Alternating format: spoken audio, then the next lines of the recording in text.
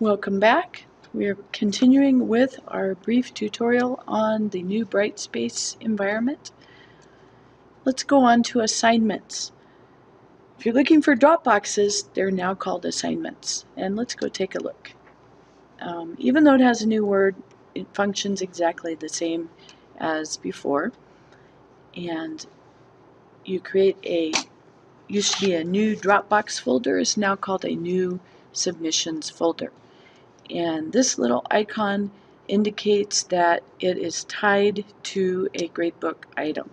So let's practice by creating a new folder for assignments.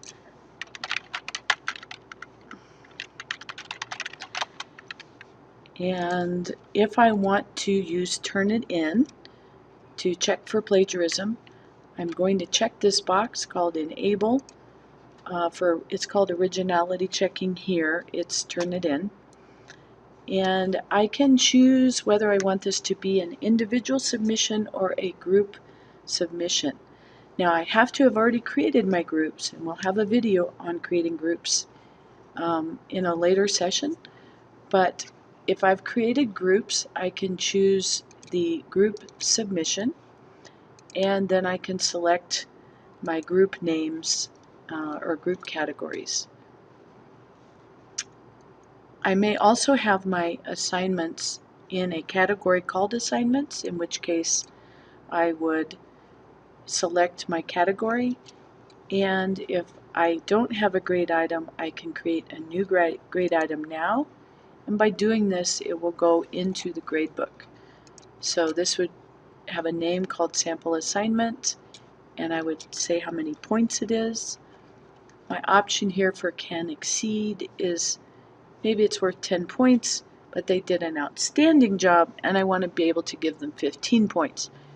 If I don't check that box, I can enter a grade of 15 points and the gradebook will only record 10 points. So if you ever give extra points, you'll want to check that box.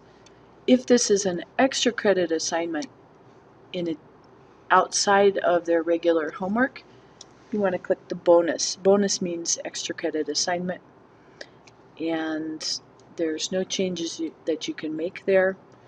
If you have created a rubric, you can select the rubric that will be used to grade this assignment. And finally, you can decide whether that grade item will be visible to students. I assume that you'll want students to be able to see their grade. So if I were adding this to the gradebook, I would click Save, and it would show up in my gradebook. Here I have to re-enter the points, even though I did it in the gradebook here when I created the new gradebook item. I still have to add in the 10 points so they match, and that has to show up here. And here's another place where you can add the rubric if you have one. You can give instructions. You can upload a document or a reading or instructions, whatever you want here, or you can even give them directions by audio or video. That sometimes is nice to kind of personalize the course, especially if you're teaching a fully online course. So having created this, I will hit Save and Close. And that now shows up in my list. So let's go into one of the assignments and see what that looks like. So in this assignment that I've already created, I'll be able to search by the student's name. I could email all of the students who have not submitted an assignment. I can look at any files that have been submitted, and because this course is no longer live, there's no files to see.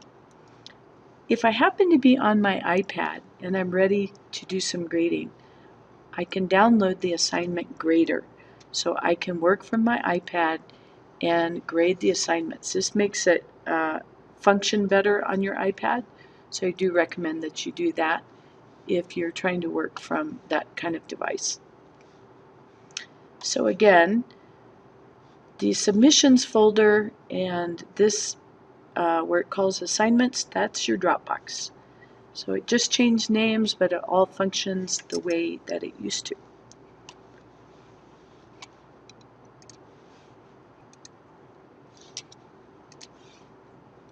In a later session, we will create a video where we show how to add a rubric with an actual assignment and how you would go about grading an assignment file in the submissions folder using the rubric.